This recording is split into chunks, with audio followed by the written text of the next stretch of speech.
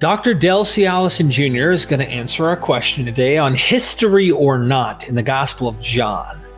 And as we get into this question, I first want to notify you about a course that we recorded on the quest for the historical Jesus. You might be asking yourself, is this like a case trying to prove who the historical Jesus was? No, this is more of a historical research showing you how scholarship from the Protestant Reformation all the way to contemporary times is viewing the historical Jesus question, how New Testament scholarship is approaching these biblical texts, how to understand them better. So please sign up for the course that Dr. Allison has done with MVP Courses. It's in 4K. You'll own it for life. You're going to get tons of information. There are going to be people you've never heard of and their arguments that have played a role in how we've come to conclusions on interpretations and knowing what's going on in the New Testament. You can't miss it. It's literally done by a Princeton University professor, Del C. Allison Jr. You'll own it for life, and eventually we will do a Q&A Zoom call, question and answer type program. So stay tuned and sign up now. If I were to ask you, what are some things in the Gospel of John, we're just going to start with John, that you would say that did not historically happen is based on your research historically, what would you say are some things in John that did not happen? So So I don't know what to do with, let's say, the wedding at Cana in John 2. I've never paid any attention to it, never treated it as having any significant historical memory. So I guess we could start with there. But for me, it's actually not the stories, okay? It's not the stories so much. It's the way the discourses are developed. So we have these very, very long discourses at points. For example, we have 14, 15, 16, 17, 18. There's one long, giant discourse. And I think that these do work up or begin with or start from or incorporate things Jesus said here and there. But these are the discourses of the evangelist. And one of the things that is so telling to me is that there are a number of words, just Greek words, that are characteristic of the first gospel and that appear in the discourses attributed to Jesus. And these words are also characteristic of the writer of 1st and 2nd and 3rd John. So that tells me that there is a lot of rewriting going on. I think that the discourses are the speeches of the evangelist. Again, they seem at points to incorporate words of Jesus. There are once in a while parallels with a synoptic saying. Once in a while you can say, yeah, this is exactly the same saying that we have over here in Matthew 10 or whatever. But for the most part, these discourses are opportunities for the evangelist to expound his own theology. It's sort of like what you have at points in Plato, I think, maybe, where at points he is starting with a memory of Socrates, but the whole discourse itself is more Plato than it is Socrates. You can even see this with, let's say, I think it's John 3 in modern translations of the Bible. So Jesus is talking to Nicodemus, and everybody knows that this begins as a speech of Jesus. But by the time you get to the end of the chapter, it's clearly the evangelist who is speaking. And the question becomes, where is the transition? And you can actually look at different translations and see that the quotation marks close at different places. All right? And what it means is that there is no clear place. It's just it just becomes the evangelist, and it's that way, I think, throughout this text. And that's why this gospel,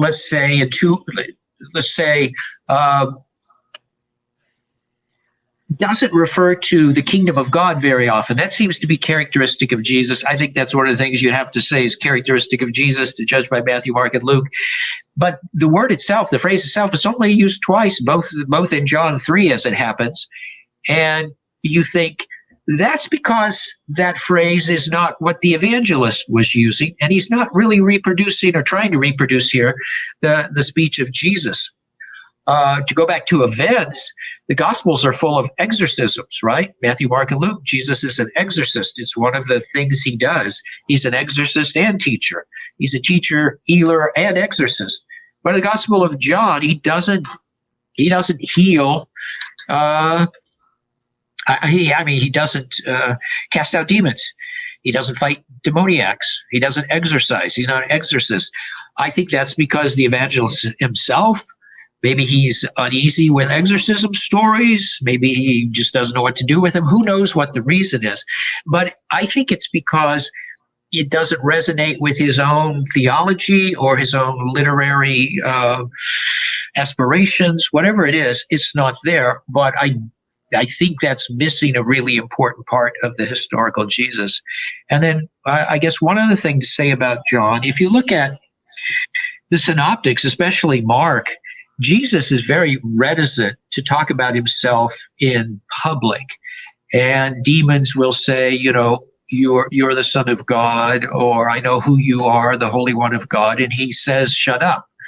And the disciples, confess him and no, don't tell anybody. So there's what the scholars call the messianic secret in the Gospel of Mark. There's this idea that Jesus doesn't publicly proclaim his exalted identity. But in John, that there's no inhibition there. And Jesus can say things in public like, before Abraham was, I am. So that's also the evangelist. So the evangelist has a sort of freedom that Plato had. And by the way, Plato knew Socrates, so he's actually working with historical memory, but he felt the freedom to use Socrates to express his own thoughts, his own theology, and so on.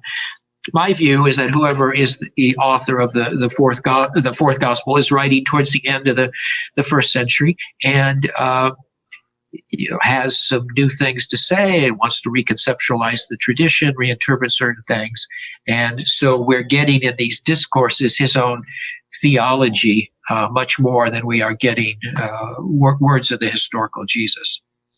Before we leave John, is John chapter 21, what do you make of this conundrum?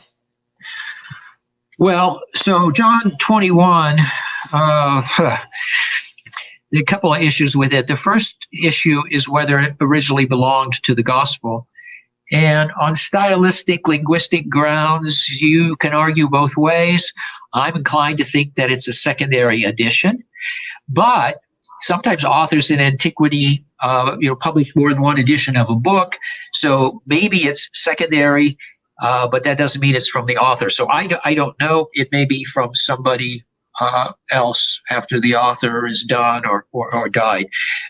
So that's the first question. Did it belong with the first edition of John or the earliest or an earlier edition of John? I'm inclined to think it's a secondary edition. But the next thing that's so odd about it is that the disciples are back on the Sea of Galilee and they're fishing, but in the previous chapter, John 20, in the original ending, Jesus has appeared to them and commissioned them, and you'd think everything is underway. We're just getting ready for Pentecost, but in John 21, it's like he hasn't even appeared yet. So one possibility to which I am attracted is that John 21 incorporates the memory of the appearance to the 12, which Paul refers to in 1 Corinthians 15, another version of which is in Matthew 28, where it appears in Galilee, although it's not a seaside story, it's on a mountain. I think it may well be that this is a version of the first appearance, and it doesn't fit so well in John because the first appearance to the 12 is in Jerusalem, in the first week after the crucifixion. So that's my best guess. This is also really complicated because the story of John 21 is very close to the story of Peter's calling in Luke 5. And that version of the story is in the middle of our in the middle of the Jesus's history. So one possibility here is that Luke also knows this story, but since he wants to put the resurrection appearances in Jerusalem, there's nothing he can do with this story except somehow move it into the ministry of Jesus and combine it with the story of Mark.